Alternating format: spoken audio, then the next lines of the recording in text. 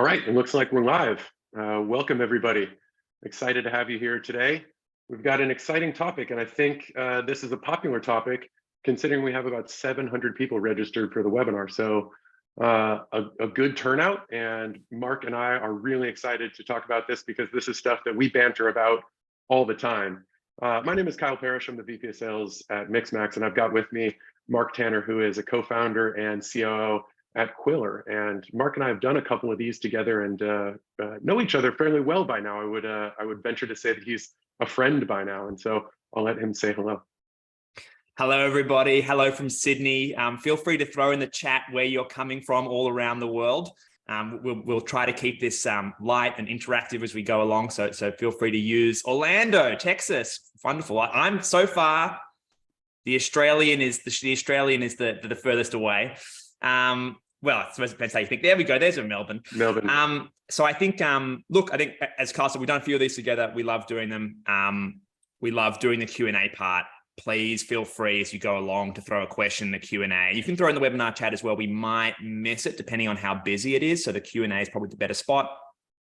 We've got a bunch of topics to go through today, but there'll be a nice chunk of time for Q&A at the end. So, and obviously you can leave when you want. There's a chance we might go a little long today if there's a bunch of great questions on there. Kyle and I love doing the questions, so we'll see how we go. So very happy to be here. Yeah, and as you were talking, I was watching the chat roll in. We've got good representation from all around the world. Saw some South Africa in there, Alaska, and one of my new favorites. This is the first time I'd ever been to New Orleans. We went for sales kickoff and had an absolute blast. So glad to have everybody from around the world here. Oh, Argentina, respect. Yeah, this is good. I'm glad people from all sorts of time zones are here. Means we probably picked a pretty good time. Yeah, it's great. Great. Messy, there we go. Agreed.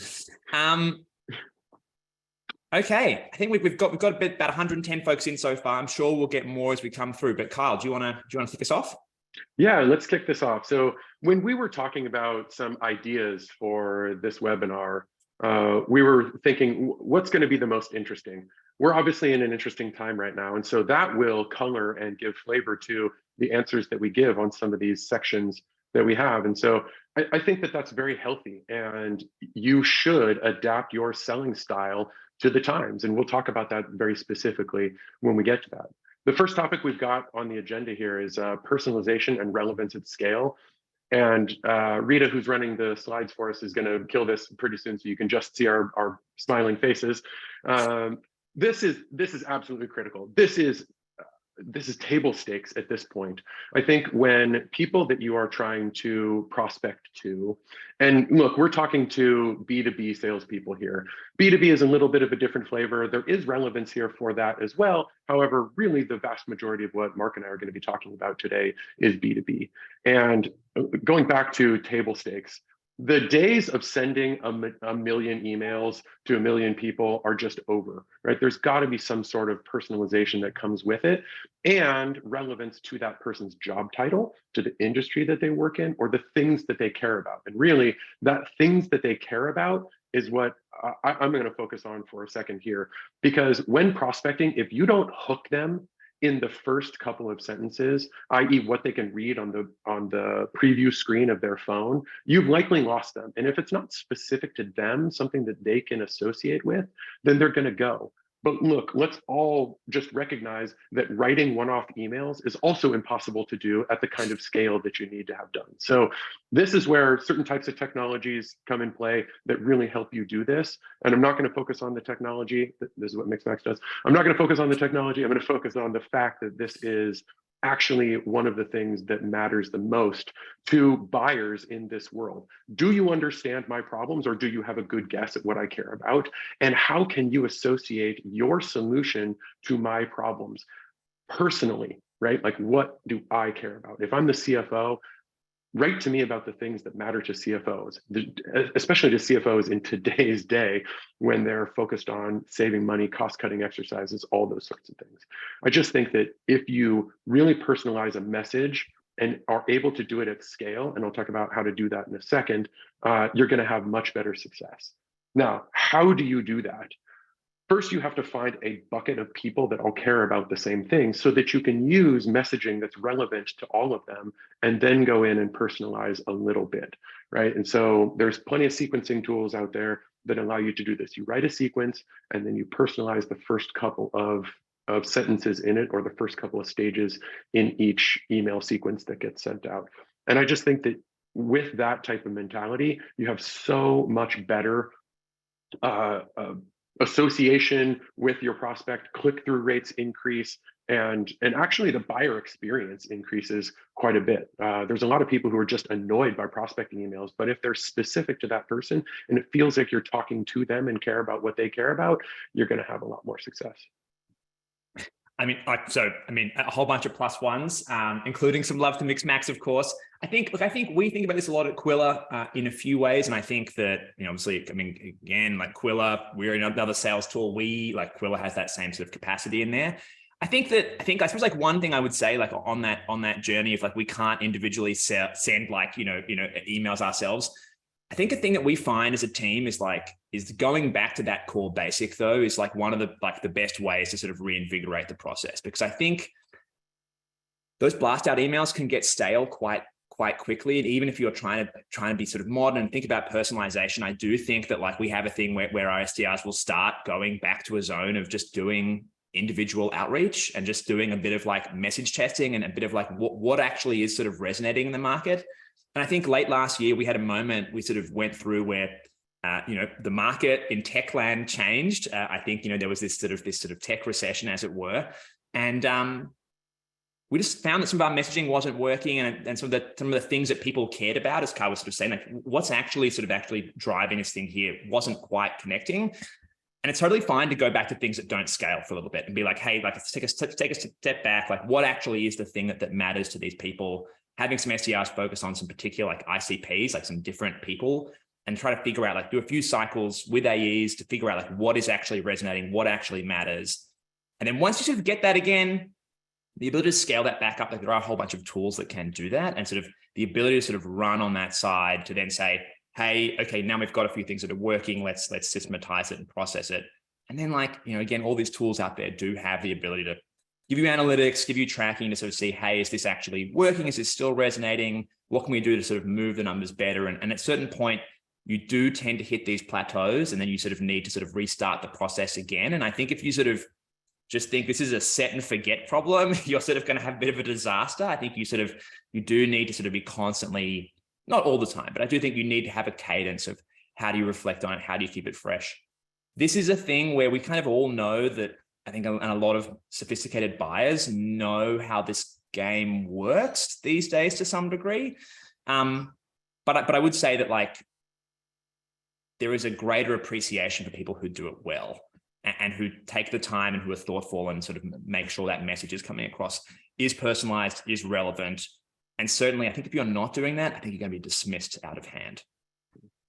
Amen to that. And would love to hear your thoughts on something that feels very personal, because it is, but you can also do at scale with some new technologies, which is video. And would love to hear how your team has succeeded and failed with video and learnings. Yeah, I mean, I think video is one of those things that we've tried a whole bunch of different tools out there to sort of try to figure out what the right sort of path here is. And one that we've had a bit of success with, I think, though, there's been levels for us, and I'd love to hear your thoughts here, mate, but like there's been levels for us of like things that worked because I think they were a gimmick. Like there was the one where it was like, there was from a while ago where you could hold your phone up and the phone would have like the name of the person on there. And that, like, the initial response from that was like so good. It's like, wow, it says Mark or Kyle or whatever. And I think, not that they're necessarily bad, but it's just like there were things where for an initial period, as that sort of was brand new, I think that you can get real value out of those things. And whatever, being on the bleeding edge, is not necessarily shocking. That can sort of get some value. But again, I think we saw, like, numbers wise, that worked for a while and maybe wasn't so good. I think the thing that actually genuinely worked, and this is again coming back to messaging that resonates with your audience, this is like saying this again and again, was just being very good at being like, hey, this set of ICPs at this moment in time really cares about A, B, and C. And so we're going to have a video that speaks to that really well. And yes, you might have some little trick on there or whatever else to try to get them to click on the video, etc. But really, the thing that matters is, does your message resonate? Are they interested enough to like go and find out more? And I think that that's, again, at the end of the day, all the other things that sort of help you over that first little like, thing of like, oh, will they actually watch the video? That is helpful. That's important. All those little tricks and gimmicks can matter a lot. But I think the thing that we found is just like, if you can't do that with actually great content, yes, sorry, ICP equals ideal customer profile. If you can't do that with actually relevant content, it kind of doesn't matter. And I think we fell into the trap of being a little gimmicky for a while, which had great open rates and then kind of like not much actual flow through. Yeah, people might open because they're interested, but if the messaging doesn't resonate, they're not going to respond. And that's what you really want. You don't care about opens, you care about that's a means to an end, you care about the ends itself. And so I think we can move on here. There's definitely a caution from both Mark and myself to never let your prospecting strategy get stale. And with that, we can move on. Okay. This is a classic. So like we're here to talk about like modern sales techniques. I mean, frankly, SDR and AE collaboration is a tale as old as like modern sales. I think like this is one of those important things that has been going on for a long time. A lot of people have different opinions as to the right way to do this. I'm going to speak about this as like, to some degree, the basics of how I think about it, and then also what some of the tools that come today enable and how we're using them and what we're finding success with. And then I'm going to have a little question to throw Kyle's way. So I think like one of the classics here is like SDR and AE pairing, where you can have an SDR and an AE that are like relatively tightly paired together. They won't necessarily always be working together, but I think if you can have something there where there is collaboration between your AE and your SDR, to some degree, like a bit of mentoring, because SDRs are commonly on the path towards being an AE, and then a degree of helping them understand like what actually works. And I would say one of the biggest issues with a lot of modern teams is like a disconnect between what the SDRs are doing and what the AEs actually want or need in terms of the leads that come in. And if you don't have a feedback cycle that is constantly coming through, yes, we keep using acronyms here. But so an SDR is generally someone who reaches out to prospects and helps open and start conversations. And an account executive is typically in sales land is one who helps close the deals and actually spends a lot of time demoing the product, working through that close cycle with the customer. And so I think you can have incentivized people to go out there and find you lots of deals on the SDR side and sort of bring in lots of business. But if they're bringing in the wrong types, or they don't have feedback about this candidate was particularly wonderful, this one wasn't, even that they look like they might be good, but actually for these reasons they weren't. And so I think that feedback cycle, look, you used to have to do things like sit down and have long sessions after calls or do ride-along sessions. And actually ride-alongs in the modern era of Zoom, like having an SDR sit on the call as you do a qualification call or a demo call or whatever it is, to try to give them a bit of training, but also B, to be able to say, hey, in this call, like you can kind of see this was why this didn't work. So I think like that is made a whole bunch easier. The thing that we've been finding is tools like Go and Chorus that do call recording. It's so easy to quickly say at the end of like a call that was set up by your SDR that was an absolute disaster, to be like, hey, go watch this call. You sent me this person. I agree, they kind of look good on paper, but here's the reality of the situation. And then, or vice versa, when it's a positive one, that was so fantastic. Hey, check out this part of the call, really perfect. And I think that constant feedback of like, this was great, this wasn't, it just helps build the radar between the SDR and the AE, and to allow them to sort of like go on that journey together and build that sort of synchronization, but between the two. And I suppose my question to you, Kyle, is I think when you're doing that as a paired group of like one AE, one SDR, which is a very simplistic model, I think that's like easy. But as you scale, you tend to sometimes move away from that, where you have like a team of SDRs working in a team of AEs, and maybe that overlap isn't quite as tight. And I sort of wonder how you sort of think about that as we move towards that side of scaling. I am all for exactly what you just said, which is Generally, more senior people are in AE roles and more junior people are in SDR roles. That's not always true, but there is a mentorship sort of relationship there. And so I try to keep that. And you're right, as you do scale, you get away from a one-to-one, which is a very rich and very lucky ratio to have, to more of a scaled approach. Maybe it's 3 AEs to 1 SDR. That doesn't mean that you can't have that mentorship component. And I like to keep that because the consistency is important to an SDR. These are the types of, this is the way that this AE likes to work. And so I'm going to work with him or her in this way. And you're absolutely right. There's a balance that you have to strike here of, are 2 people doing one person's job? If they're working too closely, you're not getting enough productivity. But if they're not working close at all, if they don't know what the other hand is doing, then you could be doing the exact same thing. And so there's definitely a balance to strike there. In my opinion, I think going away from going to a pooled model is a mistake for those reasons. There's a lot of feedback that is required in the types of deals, just like you said. And in times like these, I think it's a lot hard. We can all agree that it's gotten harder to sell over the last 5 months. Selling skills are at a premium. And so if everybody has those great selling skills when you're prospecting into an account, that account is going to have a much better perception of you. And so here's something that we've done recently. We've said there's no such thing as a bad conversation in an account, right? And so we actually have SDRs prospect very low in the organization, individual contributors who are not decision makers at all, because they can gather information, and information is power, right? If you can get good information on the problems and the issues going on inside of a company, you can use that in your prospecting messaging. Go back to personalization at scale. If you know that these are an issue, you can then use that. That's where this AE SDR collaboration really works. You've got the SDR at the low levels, gathering the information, AE using it at the higher levels to get in a meeting with a director, VP, or C-level person. The trick is you got to share that back with the SDR, right? If the SDR did the grunt work, the AE can't take the credit for creating the opportunity. There's got to be that, and that's got to be supported by the leader. And so that's something that I think is a bit more modern, right? Like if I put on the modern twist, what we're talking about is something that is as old as time, but with this modern twist, figuring out how you can get information from a company to then use it for personalization at scale so that your message really hits home. Okay, we've got a poll coming up here. So Rita, do you want to fire that one up? So I think if you have SDRs or if you have people.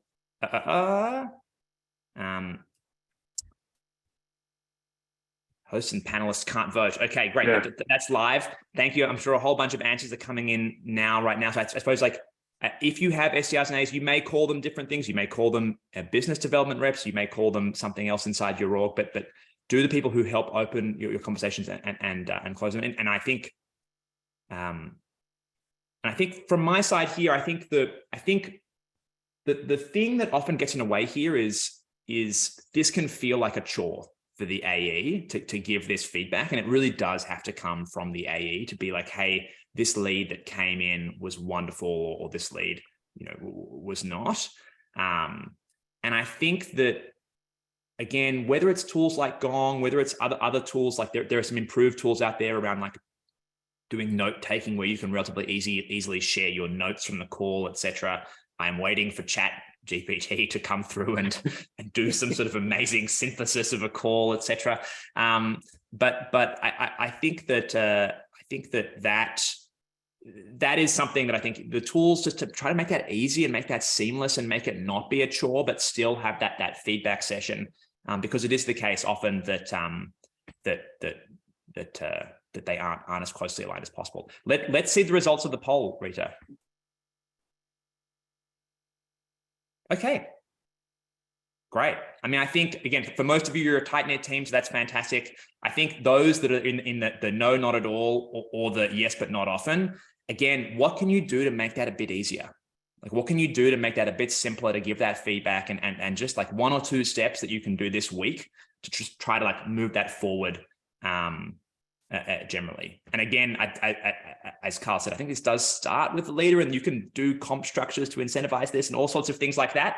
But often it's the case that people, they are incentivized to want to do this, and you just need to make it easy. Yeah, I've always said about this relationship to AEs specifically, you get what you give. if you give nothing, expect not much back. If you take a vested interest and invest in that relationship, expect that you'll reap those rewards. And that's a good thing. The other thing that I'll say, I think has been said in a slightly different way, is if your AEs and SDRs aren't working together, then those SDRs aren't going to get the skills that they need to be the future AEs of the company. And that actually is that's a risk that you run, that they're going to want to leave and go to an organization that does support that. 100%. All right. This is where the rubber meets the road. This is where we start talking about times like these. And for folks that are as old as Mark and I, we have seen a couple of these downturns. There are some people on this call, I'm sure, that this is the first time that they haven't had glory days. I have an old saying, I don't think I came up with it, but I'll take credit for it. When times are good, everyone wants to be in sales. When times are bad, nobody wants to be in sales. And so how can you, we just talked about this at Sales Kickoff, how can you take what seems like a bad thing and try to turn it into a decent thing, right? When the world gives you lemons, how do you make lemonade? And so I want to talk about a couple of things that that we are doing, just to share some ideas. And I'll give full credit where credit is due to our SDR leader, who has been phenomenal, Jack, in coming up and ideating on some things that are very creative in times like these. And so actually, I'll start with that. We were specifically going out with messaging around times like these, right? Like, what are people trying to do in times like these? They're trying to be protective and conservative. They're trying to figure out ways to save, do more with less, because these aren't the go, go, go glory days of 2021. And so our messaging was, we know that these are the things that you care about. We can help support that. Like, these are the things that we can specifically do for you. This just happened to be a cost savings effort. We think of ourselves as 95% of the functionality at 50% of the price.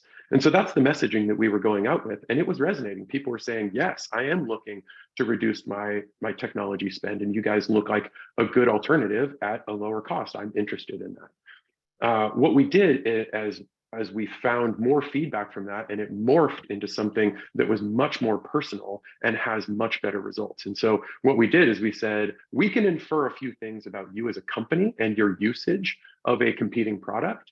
And here's what we think your situation is. And so we weren't saying, if you're in this situation, we're saying, we think you're in this situation, we're spoon feeding it to you. If we're right, this is what we can do for you. This is what the benefit that you will gain from taking a meeting with us and potentially using our products and services. And that it's still early, but that has much more promise, because now people don't have to make that mental connection. They can say, oh, it's all right here in black and white. This is the benefit that I'm going to get. We don't have to expect them to actually process it. It just comes right to them. And so that's one thing. I'd love to hear some creative things that you guys are doing, Mark, because I know you guys are on the bleeding edge on some of these things too. Yeah, I mean, I think, look, this is a time to be, to try things. And I think, look, first of all, there are parts of the economy that are thriving and doing wonderfully. I will say in tech land, there definitely is a bit of a belt tightening going on.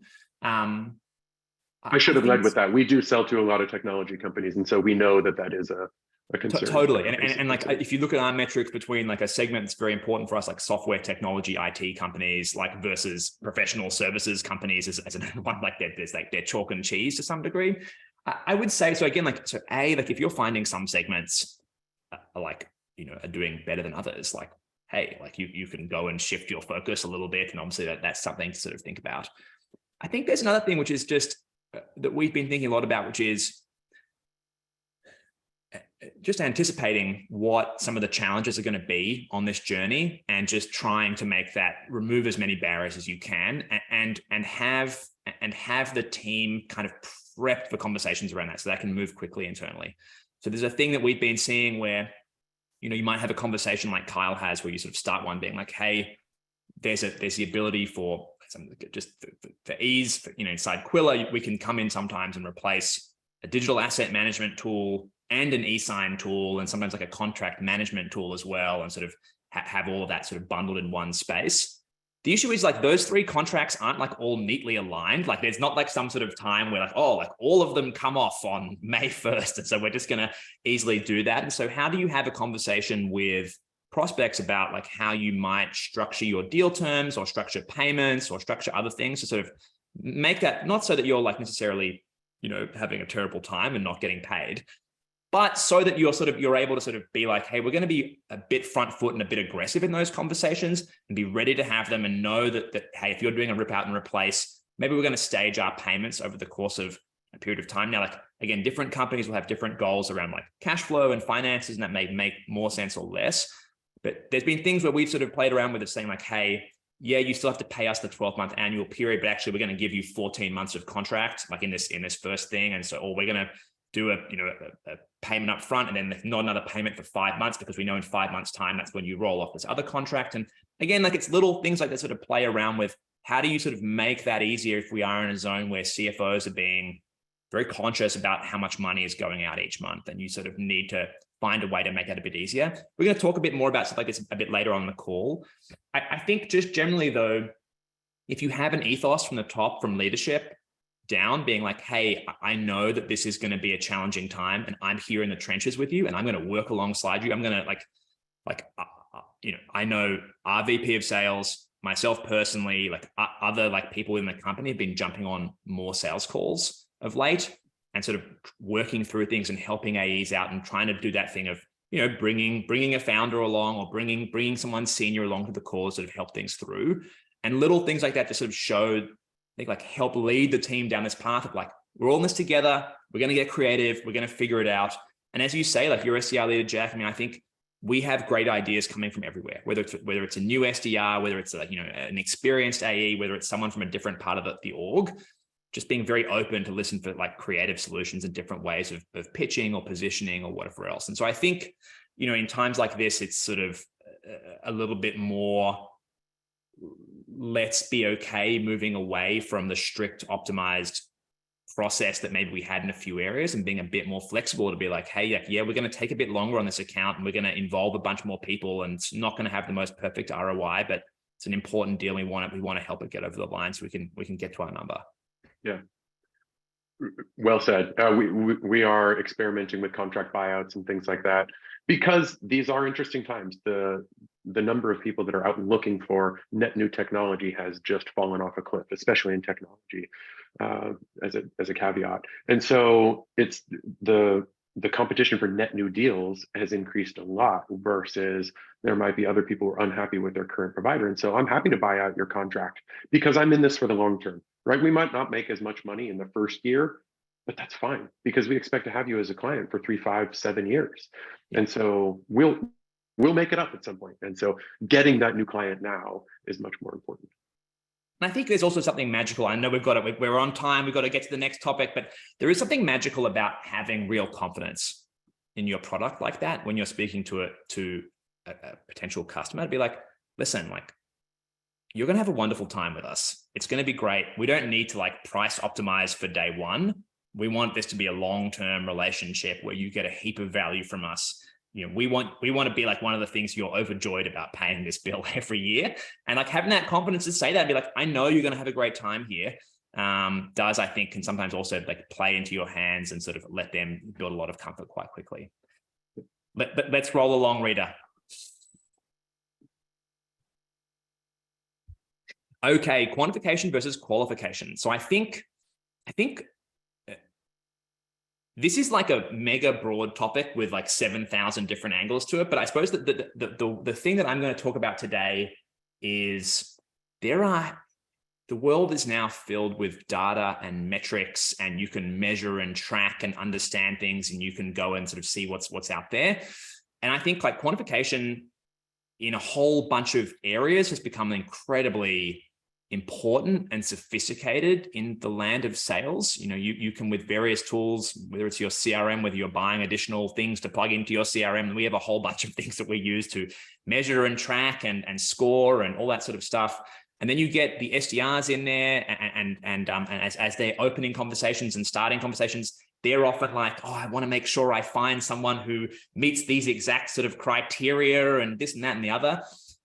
And because we kind of know at this sort of high level sense, Qwilr has, 4,500 customers. We sort of can measure and track and understand who that is. It's very easy to fall into this zone of like, everybody's a number. And I think like that stuff is super duper important. Don't get me wrong. It's like, there's like, you know, when you're trying to do a business at scale, you kind of have to think about those things, and it matters to be thoughtful. But at the end of the day, like, there is a human being on this other side of this conversation, and they have some pain point or problem.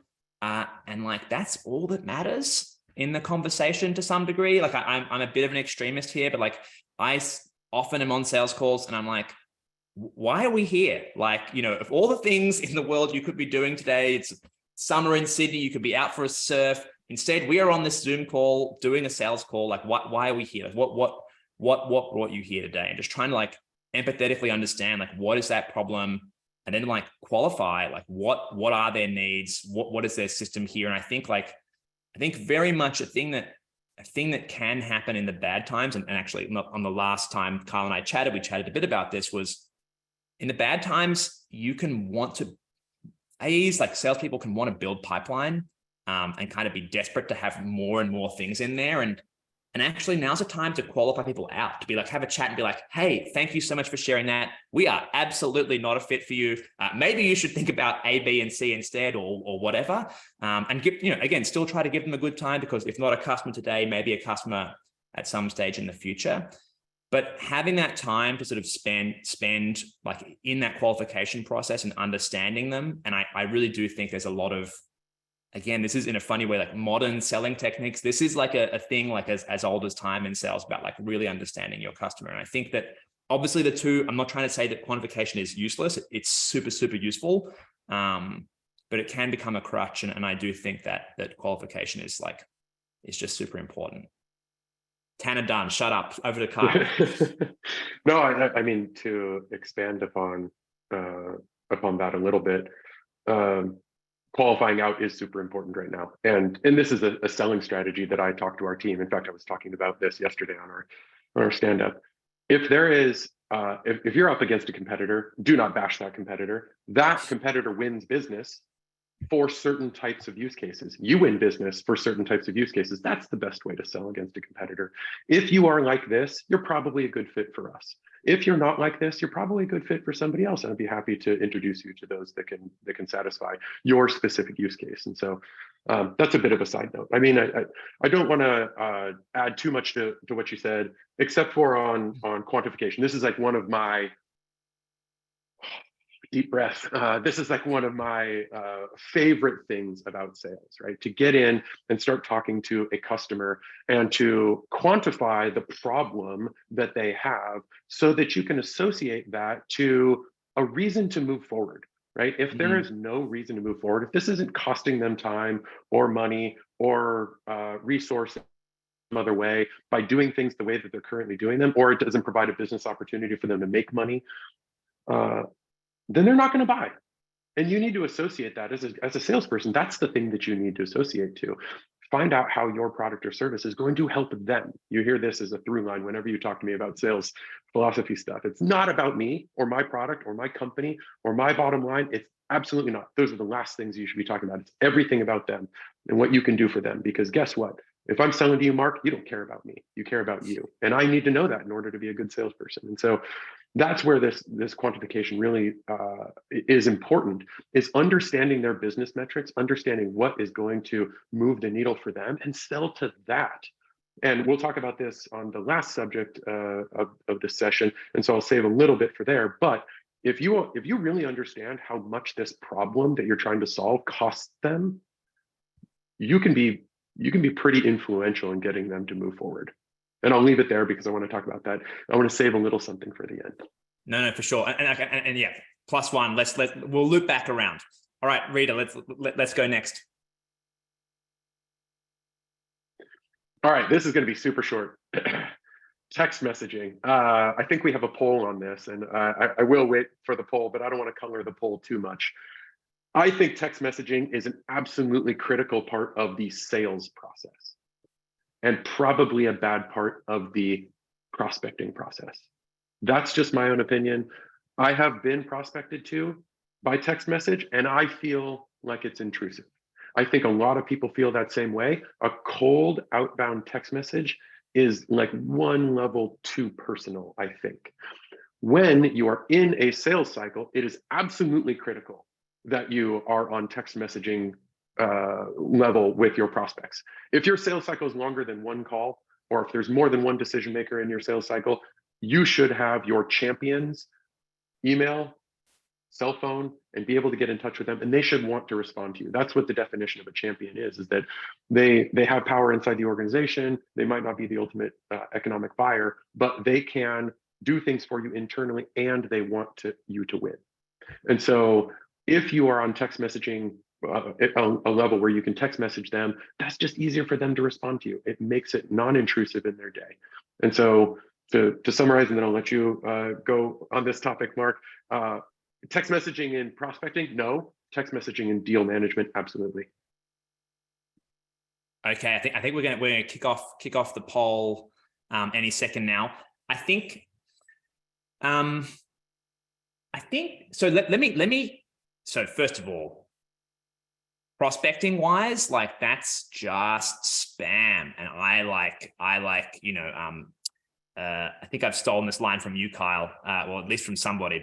But bad breath is worse than no breath. Like don't give me a bad. I would rather my team not give a bad impression than give no impression. Like so I think text messaging really does. It's just incredibly hard to not feel spammy if you're doing prospecting. You're reaching out to people. Somehow, as a society, we've all agreed that like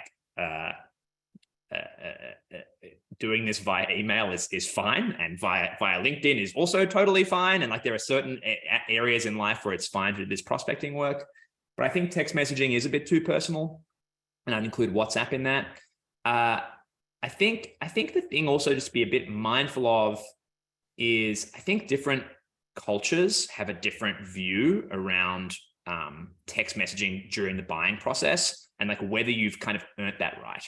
And I would say like our reps in America do a whole bunch of texting once the deal is up and running and going. And I'd say it's like not unheard of at all, but it's less common in Australia and the UK, less common again in Europe. And I think it's just a degree of, have you built that trust? Have you built that rapport? Do you have the right to sort of be in that space?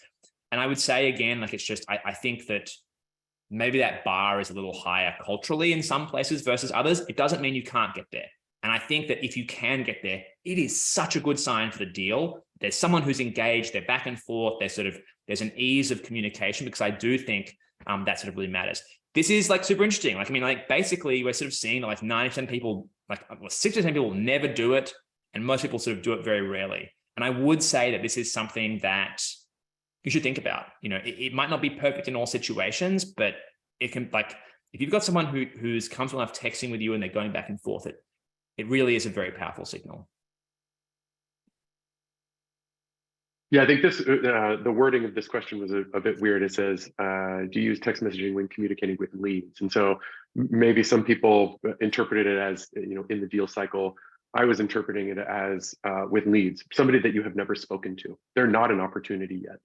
And so I would caution that. And I think you're absolutely right. The cultural differences are striking. I'll give you a quick suggestion. How you start on a text message with somebody. You have your champion, you've developed that champion, you give a demo to other stakeholders inside the organization. As soon as that demo is done, text your champion to ask how that went. It's a pretty innocuous, you know, introduce yourself, make sure they know who it's from, and don't just say, how do you think that went, from some random phone number. That's a great way to see if they are open to that text messaging communication. The other way to do it is just to ask, do you mind if I send you a text message? 100%. I think that's perfect. I think that's great. All right, okay. Rita, we're gonna go next slide.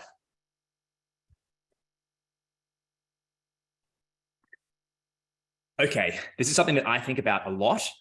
This is something that Qwilr is very much designed and sort of has evolved over time to be like more and more around like solving this problem. And I think something that in this moment, you know, when you look at what's happening, generally, I think this is very important. So let me sort of set the stage here. Behind the scenes buyers, you know, when you're going through a buying process, yes, you'll have your champion. And sometimes life is simple and you speak to someone, the first person you speak to, they are the buyer, they have budget, they don't need to talk to anybody else, et cetera, et cetera. It's all very straightforward. Those are wonderful deals. Alas, not that many of them come across my team's plate. And what generally happens is you go through and you find someone who's very excited about it, and then they need to win over maybe their manager, maybe their boss, maybe the CFO. If you're in a larger org, you might have to go through IT or security or procurement or whatever else. There's a whole bunch of these sort of stakeholders that can live in the back of the system, and that list can go a lot longer. And I think one of the things that we think about a lot at Qwilr is just like, how do you make the buying process easy and enjoyable and nice, as good as it possibly can be for those behind the scenes buyers? And then also, I think trying to understand who is in the ascendancy within the org, like where is your greatest sort of risk within that sort of space? And so I think like to pick a generic thing right now, budgets are being tightened, or belts are being tightened, etc. It's very easy to be like, hey, the CFOs or the finance team is possibly going to be someone who's a blocker for this deal and almost certainly going to be involved some way. So what can we do to sort of make it very clear what the value is inside here, and or even just giving a context of what this is? And one of the things that we see more and more used in Qwilr, and so Qwilr is a way for you to create all of your sales collateral as these beautiful web pages. Having things like, if you're doing Gong or Chorus, like having those call recordings where you have the demo, embedding that demo that was done to their team inside that Qwilr page. So someone can watch it at 1.5 speed and be like, oh, I see what this product is. Oh, I see why they're excited by it, and et cetera, et cetera. Doing things like we have like, the ability to like little widgets, like ROI calculators to show, hey, here's how we think this will impact on terms of like dollars saved or extra dollars won or time saved or whatever else. But I think also, we sort of, again, like tend to talk through in our proposals, if we think security is going to be the issue, we're going to have a whole bunch of logos there and talk about like, hey, here's how secure Qwilr is and GDPR compliant and so on and so forth. If we think finance is going to be an issue, one of the things that finance often cares about isn't just, are we getting a discount or whatever else? Maybe that's procurement cares about that. But more about like, is this actually going to be used? Because finance people look at their tech stack across the company and like, I feel like half these products are not fully utilized, and sort of being able to show, hey, we're going to get this implemented quickly. You're going to have a very fast time to ROI, like all that sort of stuff. And I think just being aware of who those people are behind the scenes, and then being able to present them with some level of collateral that they can quickly get up to speed. You want to enable your champion to sell to them as well as possible. But also, if you can sell to them directly and give them the context and give them the messaging that you want to give, like how you're able to sort of better do that, I think is very powerful. And then also just, have the context as to who, and often your champion will tell you who are going to be the potential blockers on this deal, and then sort of try to craft something to sort of help them get context quickly, help them get comfortable, help them feel excited about the deal. Yeah. No, I think a good rep will understand that there are people that they're never going to talk to in the sales process that are critical to getting the deal done. And they will help their champion sell to those people when they're not in the room, right? And again, the definition of a champion is somebody who wants you to win, somebody who will stand up for you in the room when you're not there. And enabling your champion to do that is absolutely critical here. And so there's a couple different things you could do. Howard asked a question about long sales cycle customers. And this is a traditional kind of like, this is an enterprise type of sales motion where you're not going to get an audience with the CFO. And you've spent a long time building up this business case, which we'll talk about on the next topic. How does that business case get delivered to the person who can actually say yes or no? Oftentimes you don't get a chance to meet with that person. And the economic buyer, the person who actually has the authority to spend or sign or both, oftentimes the signature is not the economic buyer, the person who actually holds the purse string. So be careful of that. They're not one and the same. Oftentimes you don't get a chance to meet with that person, but they're very interested in a deal and they can say no. And so preparing yourself to enable the people that you have spoken to sell on your behalf is super critical, because in today's day and age, the economic buyer has changed to the CFO. They get ultimate last decision on pretty much any new spend, unless it was budgeted for a long time and you've been in this sales cycle forever. I'm going to quickly say we've been bad on time management here. So we can chat all day about this stuff. So we are at time. We've got one more topic we're going to go through. I think it's a really valuable one that Kyle's going to lead. So if you can stick around, please do. And then after that, we're going to do Q&A. So look, I think Kyle and I both are going to be happy to stay to the hour just to try to get as many questions in. Obviously, we understand if we have to go, this is being recorded. So we'll share this around later. But I would say that I think BVA is worth sticking around for if you can. Yeah, and business value assessment is what a BVA is. It's a fancy terminology for a business case. And I hope that people who are selling anything more than a couple $100 are creating business value assessments in some way, shape, or form. A business case, a quick email that outlines what the value of your product is and what it's going to do for the company in their terms. That's the most critical part, is you can't write this in the way that you speak about your product. You need to have done good discovery. You need to have done good quantification. You need to have managed to understand their process throughout the sales cycle so that you can create a business case that speaks to them in their terms, right? We sell licenses to sales, SDR, and customer success people. But if we're talking to an organization that calls their account executives business leaders, we would be foolish to call them account executives when they call them business leaders, right? You just have to associate it so that the BVA makes it look and feel like it's specifically custom to them. Now, the topic is how to use a BVA to drive urgency. Well, if you are doing a good job at quantification, really understanding the business problem that you're trying to solve, then you start quantifying what it's costing them today with the inefficiency or with the way that they're doing things now. And the easy thing to do is to say, all right, this is a $600,000 a year problem. That's $50,000 a month. And if you decide that you're going to push this decision by a month or 2 months, you just cost your organization $50,000 or $100,000. Now, that's a very aggressive way of saying it, but that's the underlying message that you want to send. And you can do that in a business value assessment. You can say monthly cost of the way that you're doing things now with inefficiency, and that should drive your urgency. And then, in addition, your BVA should include an implementation plan if your product takes implementation time and resources and all those sorts of things. And one thing that we talk about internally at Mixmax quite a bit when we create mutual action plans, and a mutual action plan can turn into a business value assessment. Just 1 second on mutual action plans. It's a plan for the things that the customer has to do and Mixmax has to do in order to progress through the sales cycle and beyond. And that's the point that I was just trying to make, which is your mutual action plan and your BVA shouldn't end with a signature. It should end at some point in the future that you haven't even identified yet, because the relationship doesn't end once the salesperson sells the deal. That feels self-serving to the salesperson. What you want to do is you want to convince the customer that you're in it for the long haul and that you have a plan to carry them through all the phases of their life cycle as a customer with you.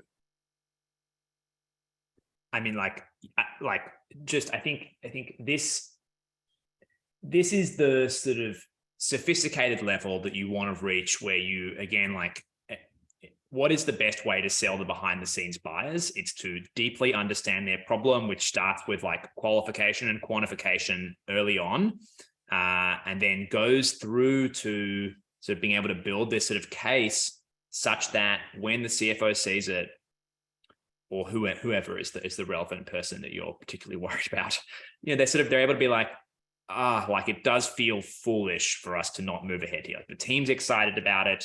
I can quickly, understand the context and the value here. They've demonstrated, whether it's, whether they've quantified it, whether there's an ROI calculation or whatever it is. We've sort of built this sort of trust and relationship across here. The other stakeholders are excited. It just kind of feels like a pretty straightforward, great, let's go. And maybe there's a bit of haggling between the team about price or timeline or whatever, but basically it's just final details before we go.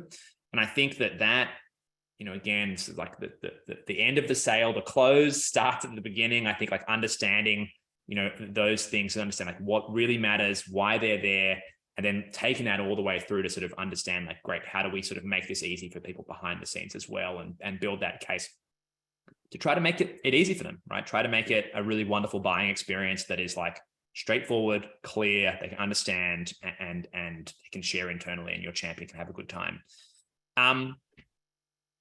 Okay. One last comment on that, which I think is relevant here. Great salespeople understand that they know their product and value much better than the prospect might. And so you may unearth something that the prospect doesn't even know about their own business, right? They may not know that this is costing them $500,000 a year. That's just the way we've always done things. And so we deal with the inefficiency, whereas you might unearth it. And so don't take that for granted that they understand these things. You're helping them. You're a trusted business advisor, hopefully, by understanding their business to the degree where you've unearthed these things and helped them recognize that they can actually do better. That's selling. Okay, friends, it is Q&A time. So we've got a few questions in there. If you want to submit a question, please feel free to do it by the Q&A tab.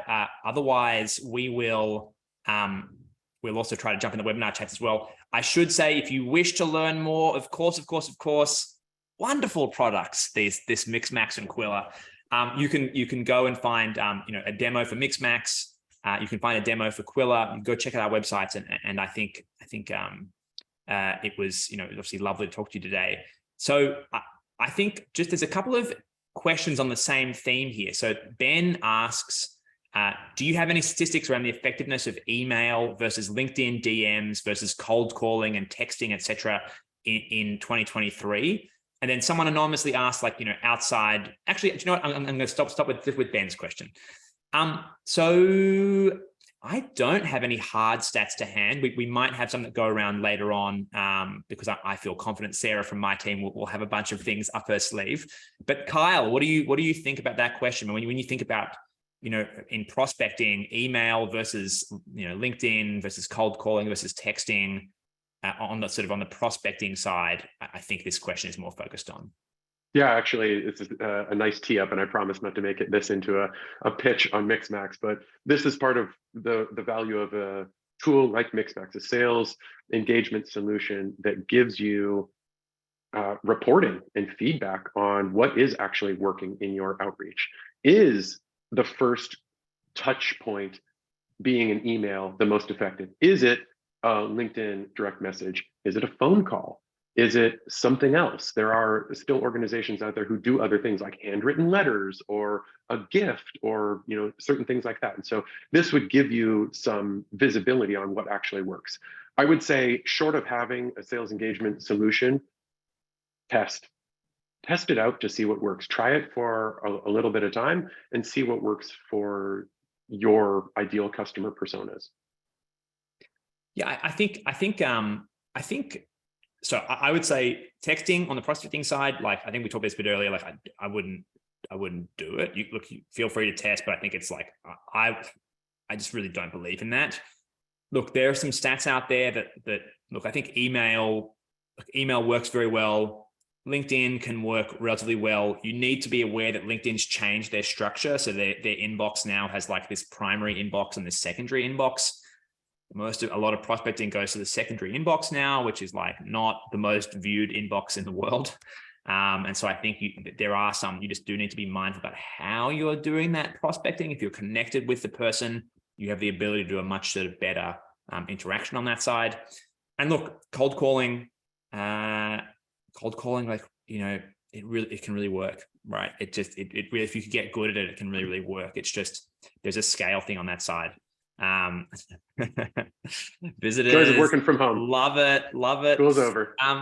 So we've got another question coming in here, which was, do you have any thoughts on the Jolt effect, which is the follow-up to the Challenger sale book? I must admit that I have not read the Jolt effect yet, which makes me a bad modern sales leader, because the Challenger sale was one of the defining books of the moment. I have talked to some friends about it. Kyle, have you read it yet? I haven't read the book, but I understand the big picture message of it, which is, and I'm paraphrasing here, and I believe I understand it, which is the fear of failure in implementing something is what's holding people back from doing anything. They'd rather have the status quo, because that's the way it's always been, rather than trying something new and failing.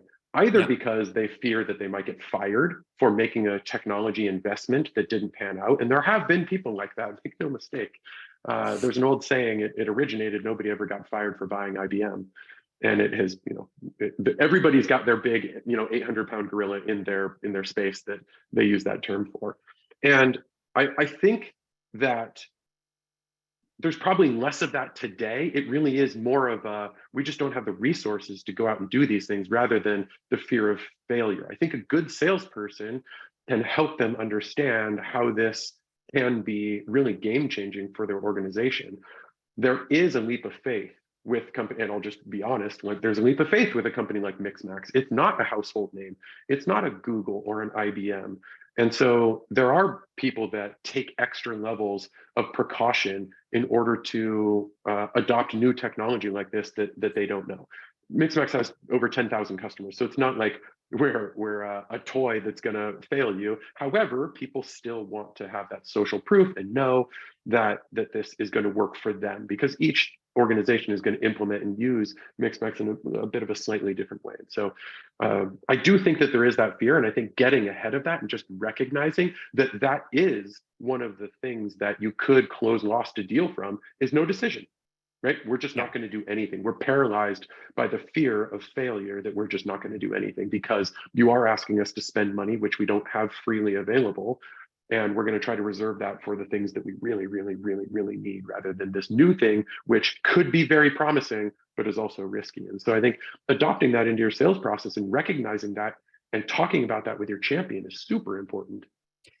Yeah, I mean, I think that the one of the things the book highlights, again, this is from my like conversation with people and you know, quick sort of reviews, etc., is like, I think that the most common, certainly if this is the case inside Qwilr, like the most common closed lost reason is something along the lines of no decision made, or not a priority right now, or some other sort of thing where it's like, you didn't lose to competition. You didn't lose because like you don't have some particular feature. You didn't like, there wasn't like some very clean answer that they're like, oh, if only we'd done, you know, X. It's actually you lost, and like, and the little bit, the harsh reality is like you lost because you probably didn't run a perfect process on the sales side. Like it's probably one that you possibly could have won had you built some additional urgency, or had you structured things in a way that got people over the line.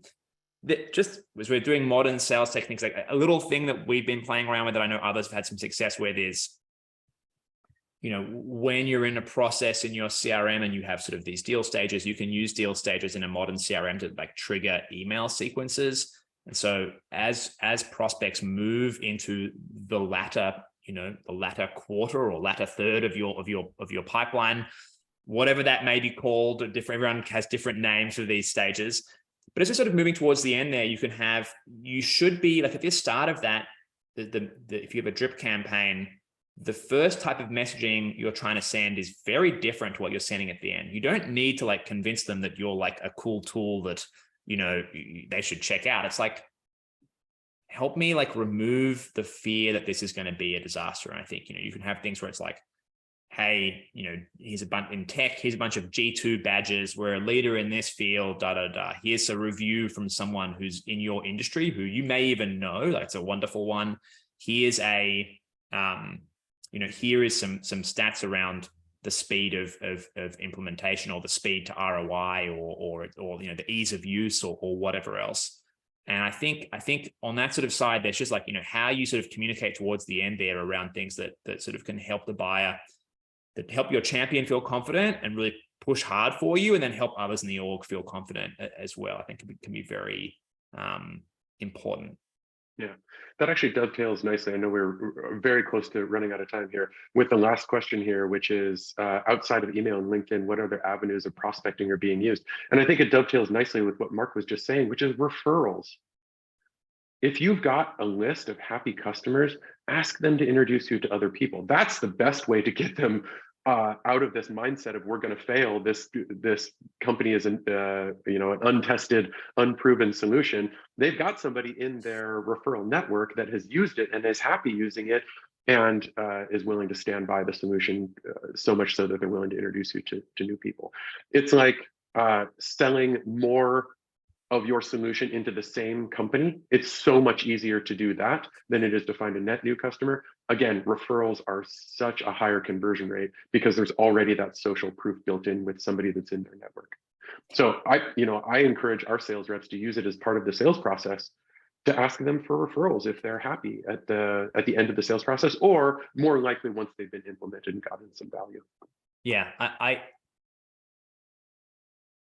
I'm now going to go back and hassle people back that, because I don't think we do that as well as we could.